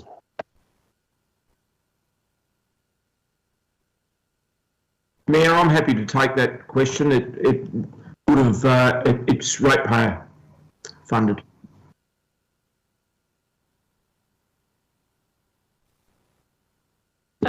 Councillor White, then Councillor Costin. Thank you, Mayor. There's been a suggestion that maybe businesses could contribute and be part of the Colac purchase and celebrations. I'm just wondering, has there been anything done around that? And are businesses in a position to do that? What are the time frames? Have we got a time to do that, to achieve what we want? Just wondering if you could tell us a bit about that. Through the Mayor, thanks for the question, Councillor White. Due to not having much lead in time for the notice of motion, we haven't been able to do thorough consultation with the whole of the Colac business community to date. However, we have reached out to a couple of representative groups of the business community, including the Colac Chamber of Commerce, who stated that due to COVID reducing their ability to raise funding, that group in particular would not be able to contribute for this financial year. Saying that we haven't been able to consult with every business in Colac due to only having the notice of motion for a few days. Just a follow-up on that, if that's okay, Mayor. But into the future, I think there's merit in exploring some partnership arrangements with some of our perhaps bigger businesses. I understand at the moment the timeframes probably aren't great, but do you think there's some merit in exploring that for future? Through the Mayor, definitely. Leading into Christmas 2019, we organised wooden Christmas trees that are painted by schools from small towns across Colac Otway, and the materials for those were donated from local businesses. So we have a history of having good outcomes around Christmas with local businesses. Saying that for Christmas this year, partially due to COVID and timeframes, we haven't reached out to the business community prior to this notice of motion. Okay, Councillor Costin. Thank you, Mayor. This is a question for officers in relation to the funds which are proposed to be allocated to Colac. Who decides how that money is spent, whether it's spent by using council's workforce, or whether it's spent by a contractor, or whether it's spent by partnering with a community-based organisation? Who makes that decision?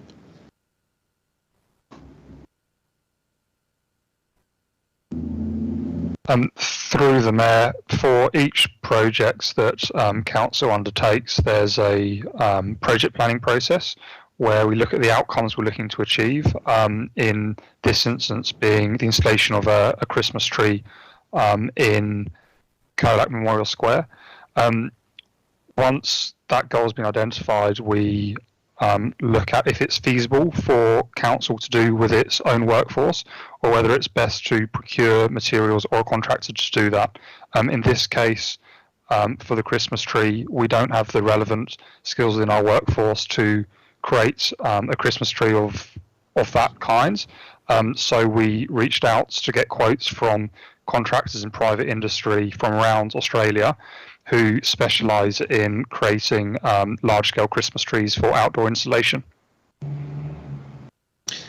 Thanks, James. So the answer is officers make that decision? Yes. Thank you. Councillor White. Thank you, Mayor. My understanding is this is a one-off expense, and the assessment is that this will last quite a number of years. Have you any idea of how long this will be used into the future? Through the Mayor, we have a company that has put a product on hold for us. Usually would now be too late to purchase something, but we do have something on hold. Off the top of my head, I don't know what the warranty period is on that product, but I know it's over 5 years. I believe considerably longer. Our expectation when we spoke to the company is this product will be able to be used for multiple years until a real tree that's been planted in Memorial Square has grown to a size where that can be used in the future when this infrastructure gets to the end of its life cycle. Councillor Potter. Thanks, Mayor. I did ask you this before, Mr. Mott, but I'll just go over it again for clarity. Is it your understanding that officers have acted upon the wish of councillors previously and the community to squirrel away some money to provide for better Christmas decorations in Kohler, because we didn't have any? Through the Mayor, thanks for the question, Councillor Potter. Yes, that is my understanding. The original plan to spend the allocation on Christmas this year is based on the saving of money and previous discussions with the community and councillors. Councillor Costin. Thanks, Mayor. Another question of officers, James, on the two tables you've provided with past expenditure. I notice you give 3 years for Apollo Bay, but only 1 year for Colac. Which of those expenditures were subject to the grant process and required a one-for-one contribution? Which ones specifically had to go through the owner's grant process and provide a one-for-one contribution? Yes, through the Mayor, in the second table you're referring to, which has the columns year, contribution and description, there are items that went through council's community grant application process. That is the $1,505 in 2020 and the $2,200 in 2019. The $10,000 wasn't a grant application. That was a notice of motion brought by a councillor prior to the 2019 Christmas for allocation of funds, and the 2018 payment was a direct payment in collaboration with the Apollo Bay Chamber of Commerce. So 2 out of the 4 in those tables as identified. That's not quite right, is it, James? There was a 1-for-1 contribution required for the 10,000. Through the Mayor, the 10,000 didn't require 1-for-1 contribution because it was a notice of motion to provide it, but there was one as to be able to acquit the funds properly. It was the notice of motion included a requirement to put the funds through a application through Council's grant programme retrospectively to decide to award the funds. I think, James, that you need to read the notice of motion because it specifically asks for the Apollo Bay community, says to the community, to contribute matching funds. Point of order, Mayor.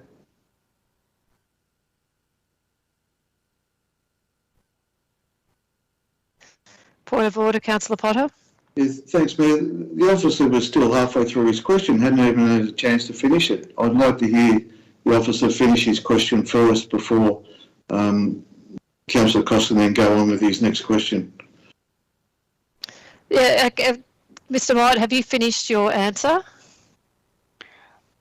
Almost, Councillor Hanson. I was just going to continue to say that for the $10,000 payment, with the notice of motion, when they acquitted stating that they did more than 1-for-1 match, partially through a cash contribution, as the infrastructure cost $15,000 in cash, and the rest was through in kind from the community and businesses for installation and decommissioning of the infrastructure.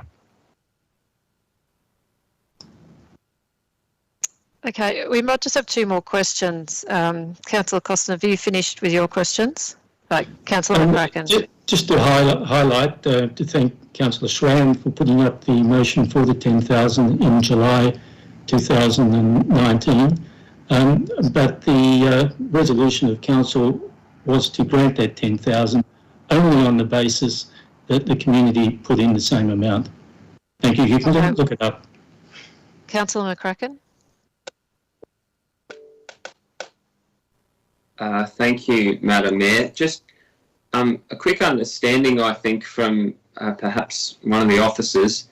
It would be fair to say that the budget for the Christmas lights was approved when we passed the budget at the first in June, I think it was. That's my first part of the question. Is that a correct understanding? Sorry, through the Mayor, can I seek clarification? Is that specifically for the 10,000 contribution for lights in Apollo Bay you're asking about? No, it was just for the allocation for the Christmas budget all up. You know, it was established in the budget. Yes, the annual contribution for Christmas and other streets infrastructure is a line item in Council's budget. Yeah, thank you. So it was agreed to at that particular time that officers could do the allocation, and I think we had a briefing on this a little while ago where a change in the allocation was spoken about, but it certainly didn't get an overwhelming support. And I thought on that basis there was a sort of a collective sort of view to proceed in a certain direction. Would that be a fair thing to say? Through the Mayor, that could be a fair statement based on discussions prior to the establishment of the current financial year budget, where discussions were had around not spending the full bit to carry over for future. Okay, councillors, we have a recommendation before us. Councillor Costin as the mover. Is it to be seconded? Councillor Hart, is it to be opposed? Councillor McCracken. Councillor Costin as the mover. Thank you, Mayor. Firstly, I'd like to highlight that this is not a motion about Colac versus Apollo Bay or Apollo Bay versus Colac.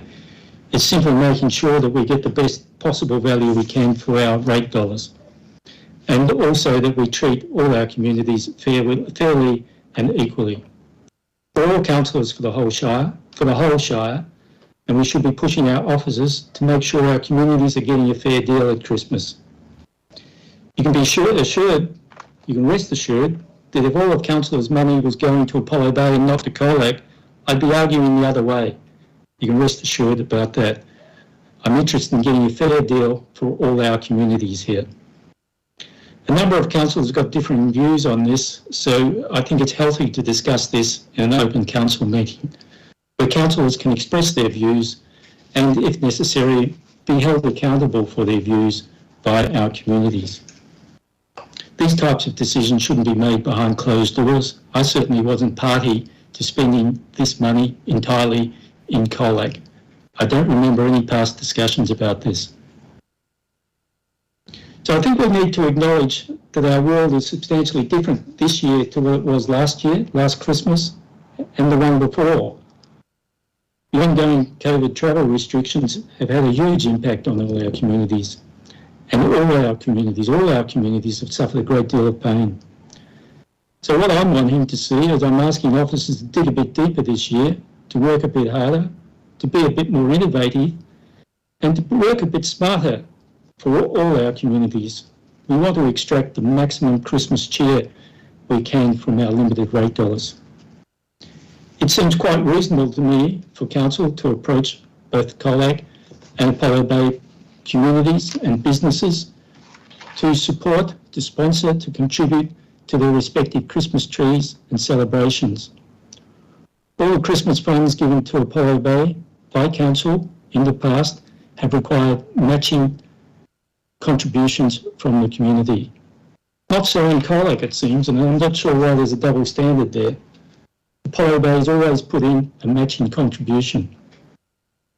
If the calls for sponsors in Colac are successful, then we can spread more Christmas goodwill and joy across the whole Shire.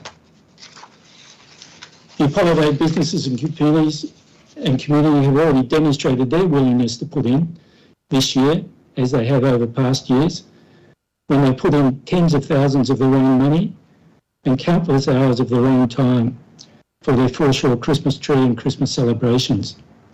In 2019, they built on Council's one-for-one grant of $10,000 to fund the spectacular Christmas tree light display on the foreshore Christmas tree and to run some family-friendly Christmas celebrations. In total, the cost was almost $50,000. Council gave $10,000 towards that. The Apollo Bay communities are all willing to contribute again. They've estimated the total cost to light the tree, to get a crane, to get a cherry picker, to get scaffolding experts up to erect the lights, and to run their family-friendly Christmas celebrations will cost around $32,000 this year. But their capacity, just like Colac, their capacity to contribute is much less than it was in previous years. And don't forget, there's been a tourist drought down along the coast, a drought of tourists. Our businesses are struggling. They'll find it difficult to fund the Christmas tree lights and celebrations this year to the same extent as previous years. So to tell a puzzle to me, well, some councillors and officers want to take the easy path, the easy way through this, and spend all our ratepayer funded Christmas dollars, in Colac. It seems to overlook the significant impact of COVID restrictions along our coast, and also seems to overlook the requirements placed on the Apollo Bay community to match any council funding grant on a one-for-one basis. If council's call for Christmas sponsorship for Colac businesses is successful, and I don't see why it wouldn't be, it worked quite well in Apollo Bay, then council could turn each of its ratepayer funded Christmas dollars into $2 or $3 of good tidings it could spread further right across the Shire. not just in Colac.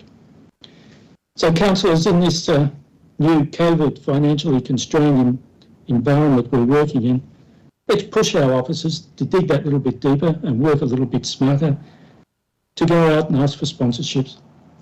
And I ask you to support my motion to seek sponsorship from Colac business community and to allocate some of our ratepayer funded Christmas dollars to the Shire's largest summer population centre. Thank you. Councillor Hart is the seconder. Yeah, thanks, Mayor. I'll reserve. Councillor McCracken, you oppose. Yes, thank you, Madam Mayor. Look, I won't be supporting this motion. I'm disappointed to hear comments about equity and fairness. In a time when we need to bring people together, because there's been periods of struggle, I think this notice of motion creates division despite the rhetoric.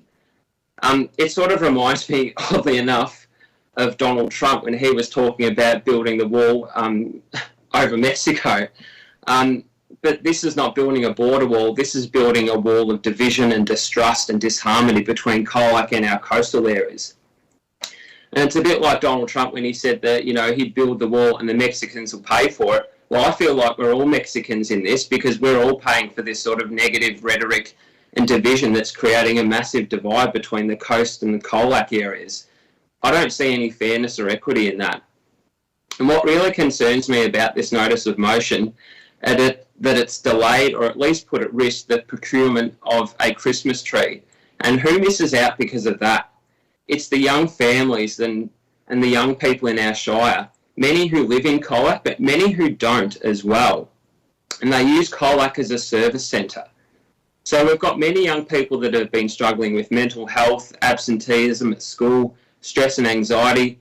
Families have battled with online learning and carers that have really been stretched to their limits. And I know this because I've seen it firsthand. Now, we've had our economic development unit save money from last year's budget so we could do this really nice thing for our community. And when we're right about to do something, there's been this big question mark, unnecessary question mark, put over it. I think Apollo Bay is a little bit different. They've already got an existing tree.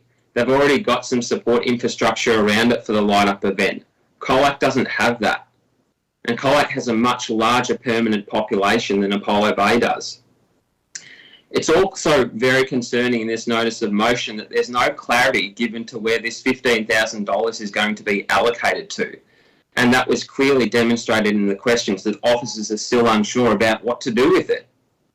We've got this broad sort of concept of Apollo Bay without any particular body being named as or either a lead or whether officers are going to do it. It's not an operational decision, if it's the subject of a notice of motion.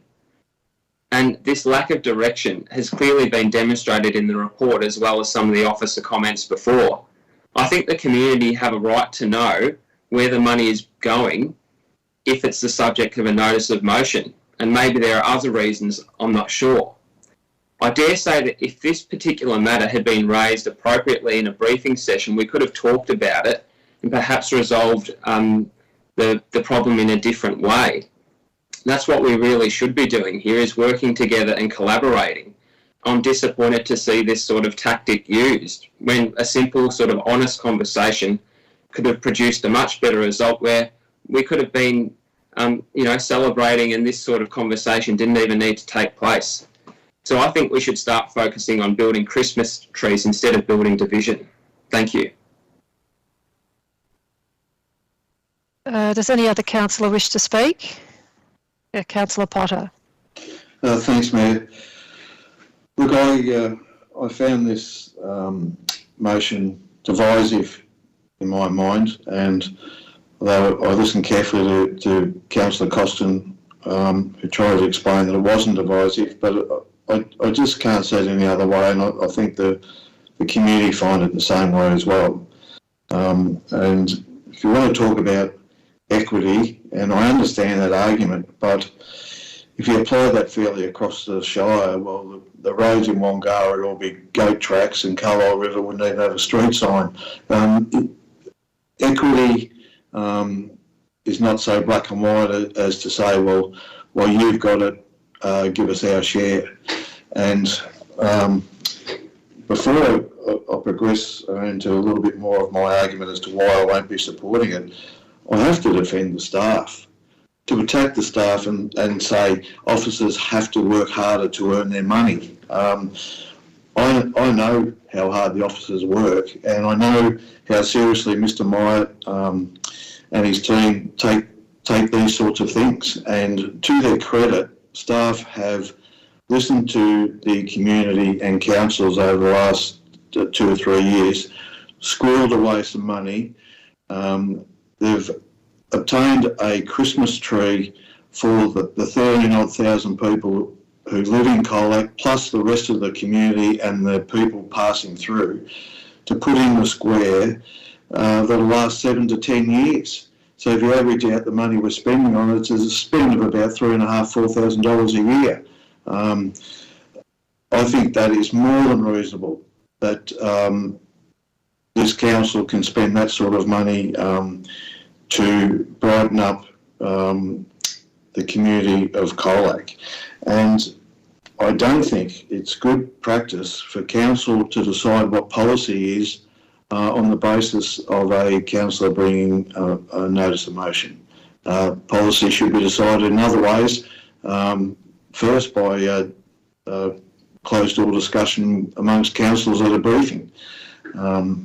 So I think that's a dangerous practice to decide that we decide policy on the basis of the councillor motion. We hadn't heard from the Apollo Bay community in relation to Christmas and the need for decorations until the day after this had been discussed at briefing. And I must admit, I enjoy Christmas in Apollo Bay with my family and friends. The decorations down there are fantastic, and I know they've been donated, and that the Chamber of Commerce and a couple of other community members have worked very hard to present their street to the community the way they do, and it's a great look down there. And I think we need that in Colac as well, and we have saved our money to do it, and I think this year more than ever this community needs to see that symbol in the square. I don't think it's unreasonable to spend that money when we need a symbol of hope and unity. We need something to put smiles on the faces of not just our kids. Time, Councillor. Right, thanks, Mayor. But of the rest of the community, our pensioners have been locked up in, living by themselves and so forth. So I can't support this motion. I think it is divisive. I'd like to see us come together and help the Apollo Bay community to look for funding, and I believe there's some streams open for funding in November, so I encourage them to put in for that. Thank you, Mayor.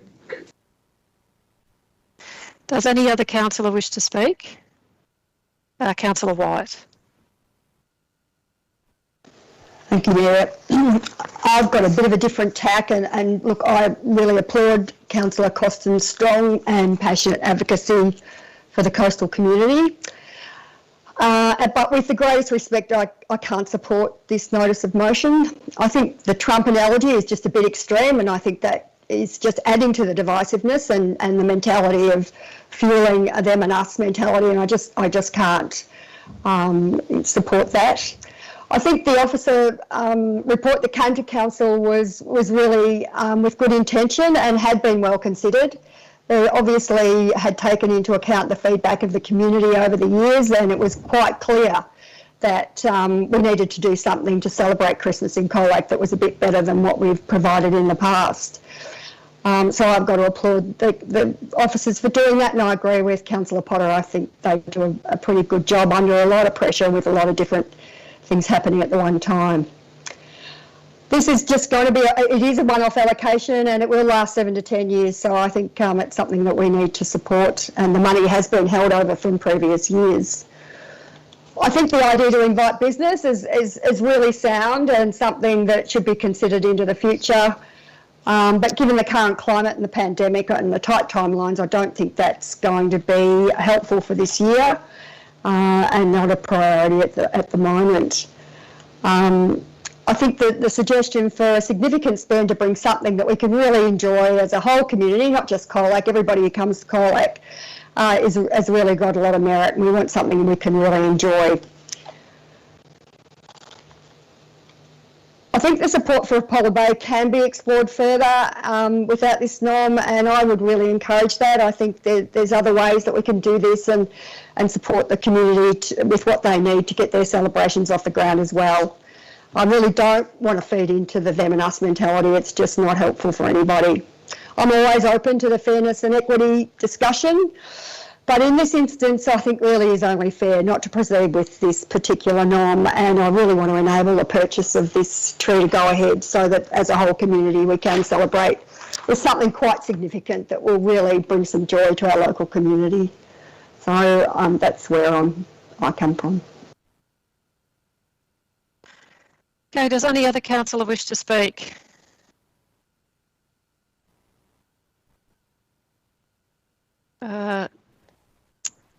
If not, I just might quickly say a couple of words before Councillor Hart and Councillor Costin wrap up. First of all, I'd like to start by saying that COVID has impacted everybody. I don't think it's impacted some areas more than others. I just think that it has just been widespread, the devastating impact of COVID. It's been very difficult. I think it's impacted us the most, but you know, that's just from my personal point of view. It's impacted everybody. I definitely support the purchase of a more significant asset for Colac in the Christmas tree. I think it's the smarter way to go. I think it's better long-term. While up front it might be a larger cost, but spread over sort of around 8 to 10 years, possibly longer, it works out to be a better way to spend the money and to get and a more sustainable way, instead of every year spending money on some pretty ordinary, probably disposable type decorations. You're going to get a more significant asset, and I think that's a much smarter way to go, and I thank the officers for the work that they've done and for listening to the community and listening to previous councillors that you know is something that certainly been keen on. I think it is a much better way to go. I think it is disappointing that this notice of motion has come to council. It is it's probably there's other ways to go about these things, and so it has sort of put in. Although, you know, you don't want it to be divisive, it appears that it is divisive. It's sort of an us versus them. And I do think it is unclear about where the money is going to Apollo Bay. It doesn't look like it's going to an asset. It looks like it's going to an event. You know, will we have to spend another $15,000 there next year? It's, you know, you don't really know. It's very unclear. And then what do we do then? Do we take half of that $15,000 back to Colac based on this sort of notion that, you know, half goes to Colac, half goes to Apollo Bay? There's other areas in the community as well. I think, you know, during my 5 years on council, I've been lucky enough to support a range of projects and in all parts of the Shire. And sometimes, you know, it looks like all the money's going to the coast, particularly when we've been so lucky to secure funding for city deal projects, significant funding for the harbour. It's taken up enormous council resources, great funding from state and federal government, but enormous council resources in officer time. And sometimes I wonder whether, you know, the majority of time is spent on the coast. But that's just the way things go sometimes, and you just wear that because you take the opportunities when they're there. At the moment, the opportunity's here for Colac to get a, you know, it's only a fairly small spend on a more significant asset for a Christmas tree. And yes, in other years, I think it'd be worth having a conversation with the Colac Chamber of Commerce, maybe around getting whether retailers or other businesses in town are interested in supporting further Christmas decorations. But I want to thank our local businesses, thank our large employers. They've been mentioned as well for the support that they do give our community, because they are fantastic supporters of our community in all types of things, in supporting sporting groups, in supporting our schools, in-kind donations to Central Reserve. You could really go on and on and on about the great work that our employers and our large employers and our smaller employers do for our community. So I definitely don't want us to leave here tonight thinking that the Colac businesses don't support our community. They do in an enormous amount of way, and I want to thank them for that. And I look forward to seeing a more significant Christmas decoration in Memorial Square. So Councillor Hart, right of reply. Yeah, thank you, Mayor. Not right of reply, but seconding the motion. I think we need to take a step back and have a look at what this resolution is all about. It's about $45,000 odd of ratepayers' funds. It's not council funds. It came from ratepayers. It's essentially ratepayers' funds, and spending $30,000 of that at Colac and $15,000 at Apollo Bay. To vote against it, it's saying the whole 45 must be spent at Colac. It's about equity. It's about fairness. It's not the first time we've had a resolution at council dealing with Christmas decorations. There's been a lot of criticism, which I've been surprised at, about Councillor Costin even bringing this. In July 2019, there was a similar resolution, a notice of motion to do with Christmas decorations and funding. So there's nothing unusual about this. And the only thing that is unusual about it today is the criticism that has been levied at Councillor Costin for even bringing it to council. When we look at how the funding for Colac is allocated, we hear from the council officers that they're quite capable of arranging to spend that funding, and I know they are. Yet when they're asked to do the same at Apollo Bay, they can't do it. I mean, it's just an untenable argument that somehow council officers are well competent and able to allocate the funding when it can be spent in Colac, but can't do the same task when it's been allocated to Apollo Bay. It simply does not make sense. When you look at all the funding that's been provided for this sort of thing in the past, you see that on every occasion Apollo Bay has to have matching funding. The July resolution, which talked about $10,000 of funding, despite what was just said in response to questions, I've got the resolution right in front of me, and it said there had to be matching funding from Apollo Bay. And that's always the case, that if Apollo Bay is to get funding of this sort of thing, it has to be matching funding, but not so for Colac. Any division here isn't something that Councillor Costin has done or anyone else has done. It simply reflects how this sort of funding has been managed by the council in the past. And yes, it was discussed at briefings. Briefings are not a decision-making body. I've been quite surprised at some of the comments that have been made today about briefings and decisions that supposedly have been made. I support openness, I support transparency, and some of the criticisms that's been levied on notice of motions, we have a whole lot of notice of motions like what Councillor Costin has lodged, hard waste, recordings of council meetings were only disclosed after a notice of motion, changes to delegations. These are the standard processes that exist. And if the only way a councillor can change a decision that is made by officers or try to change it if they're not in agreement with it is to lodge a notice of motion.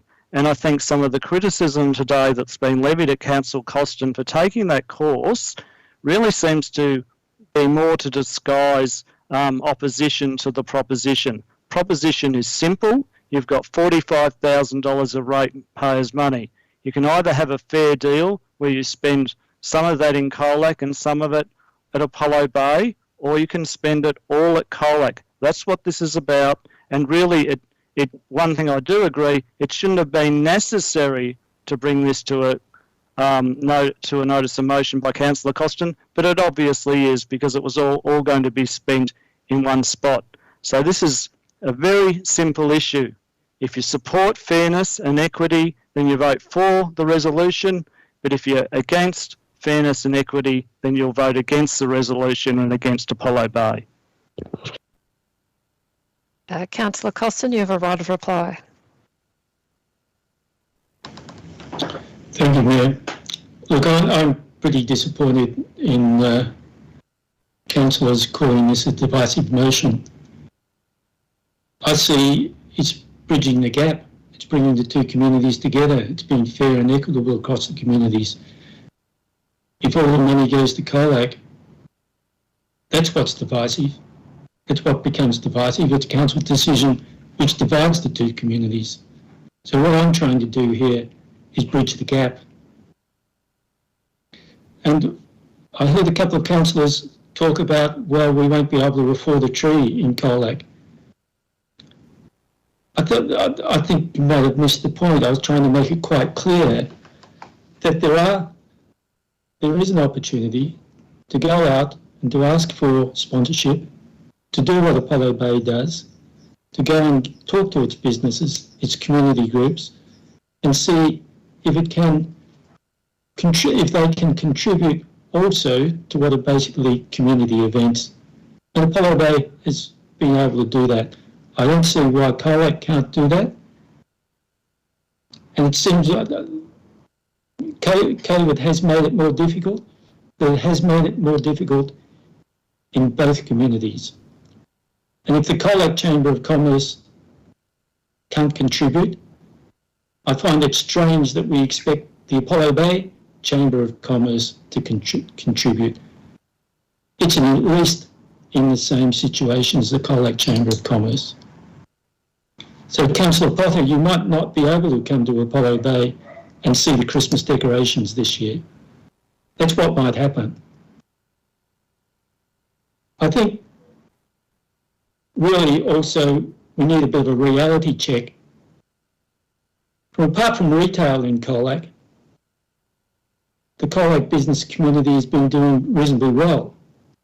Some of the large employer groups have been doing reasonably well according to the people I talk to. So I think there's opportunities to talk to the big groups, particularly those who are involved in the building trade, and get some sponsorship. Council has something to offer in terms of sponsorship. We can put a business's name up in lights, up in Christmas lights, if we like.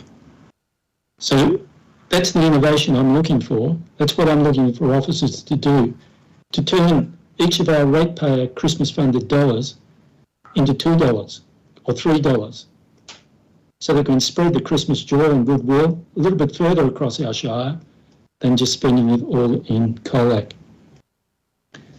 So really, I'm really asking you to support my motion to seek Christmas sponsorship from the Colac businesses in the same way we ask of Apollo Bay businesses. That's fair.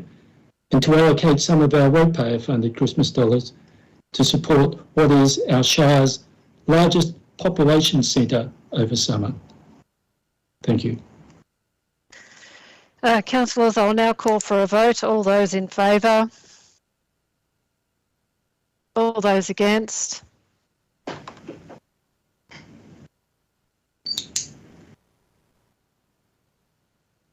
Can't see everybody. I don't think I've got everybody moving.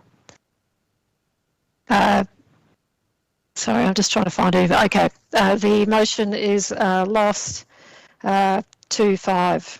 Can I ask division, please, Mayor? Councillors, a division has been called. All those in favour?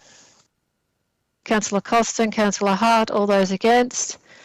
Councillor White, Councillor McCracken, Councillor Bell, Councillor Potter, Councillor Hanson. Now we move to item 10.11, report of informal meetings of councillors. Please note that this item is to report the informal meetings of councillors and does not require a council decision. Thank you, councillors. That concludes this council meeting of the Colac Otway Shire. I declare this meeting closed.